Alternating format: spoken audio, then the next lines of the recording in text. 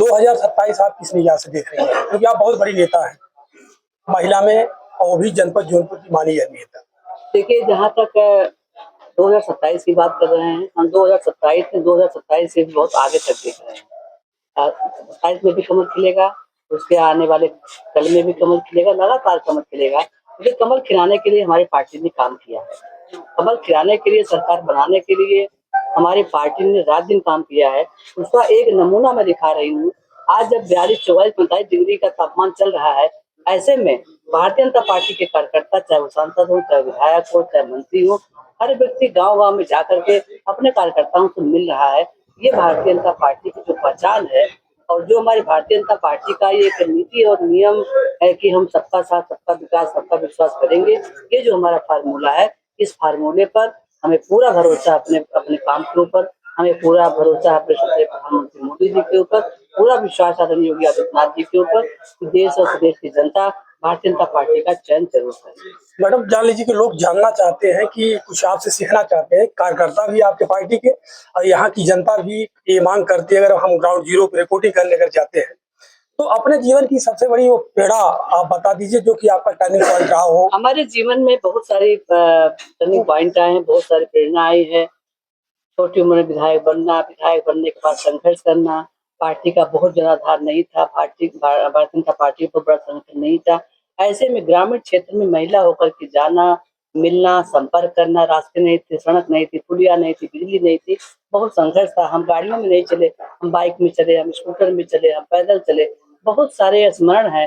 लेकिन इस स्मरण के पीछे जो सबसे बड़ी मेरी सौभाग्य है, वो ये है कि मैं भारतीय जनता पार्टी की कार्यकर्ता हूँ, भारतीय जनता पार्टी के लिए काम करती हूँ और हमारी पार्टी ने एक बार नहीं, हमारी पार्टी ने हमको 5-5 बार विधानसभा का टिकट दिया है। ये मेरी सबसे एक सवाल है, क्या मल्हनी में इस बार कमल खिलेगा? जरूर खिलेगा, मल्हनी में खिलेगा, पूरे उत्तर प्रदेश में खिलेगा। लकी यादव अभी उनका बयान जारी हुआ है कि 18,000 नहीं, इस बार 30,000 से हम मल्हनी जीतेंगे। अब देखिए, माननीय विधायक जी जनप्रतिनिधि हैं, वो चुनाव लड़ के आए हैं, चुनाव जीत के आए हैं, वो कुछ भी कर सकते हैं, लेकिन जो कहते हैं वो सही नहीं है। जब हम बंगाल में जीत सकते हैं अपने कार्यकर्ताओं के बल पर, जब अपने विकास के बल पर हम पूरे अन्य प्रांतों में चुनाव जीत सकते हैं, तो मल्हनी में क्यों नहीं जीतेंगे? मल्हनी में जरूर चुनाव जीतेंगे, पूरे प्रदेश में चुनाव जीतेंगे, हमारी सरकार बनेगी, हम सरकार में आकर के अपने कार्यकर्ताओं के साथ मिलकर के जनता की सेवा करेंगे। एक सवाल और, जब आप मतलब विधायिका हुआ करती थी और आज भी राज्यसभा आप सांसद हैं, तो जब भी आप हुई तो अपोजिशन पार्टी में ही आपने भारतीय जनता पार्टी को जनपद जौनपुर से आप बहुत आगे तक ले गई। तो कुछ परिस्थितियां ऐसी आई होंगी आपके जीवन में जहां पे आपको बहुत कुछ झेलना पड़ा होगा। तो मैं आपके माध्यम से आपके कार्यकर्ता को मैं मतलब जन संदेश देना चाहता हूं, क्योंकि दुनिया से कई कार्यकर्ता आपको देख रहे हैं। ऐसी अगर परिस्थिति उस राज्य में हो तो वो क्या करें? देखिए, जब मैं विधायक बनी, जब मैं भारतीय जनता पार्टी से चुनाव लड़ी, बड़ी चुनौती हमारे सामने। पूरे जिले में एक विधायक थे, 1-2 विधायक थे, सरकार थी नहीं और बड़े-बड़े लीडर थे, वो नहीं हमारे बीच में, ऊपर चले गए। मैं नाम लेना उचित नहीं समझती हूँ, भगवान चले गए, भगवान जी के पास चले गए। ऐसे बड़े लोगों के साथ रहना, काम करना, संघर्ष करना, बहुत संघर्ष आया जीवन में। सत्ता पक्ष के लोग सही आदमी को जेल भेज रहे हैं, अब हम गलत आदमी को जेल भेजना चाहते हैं।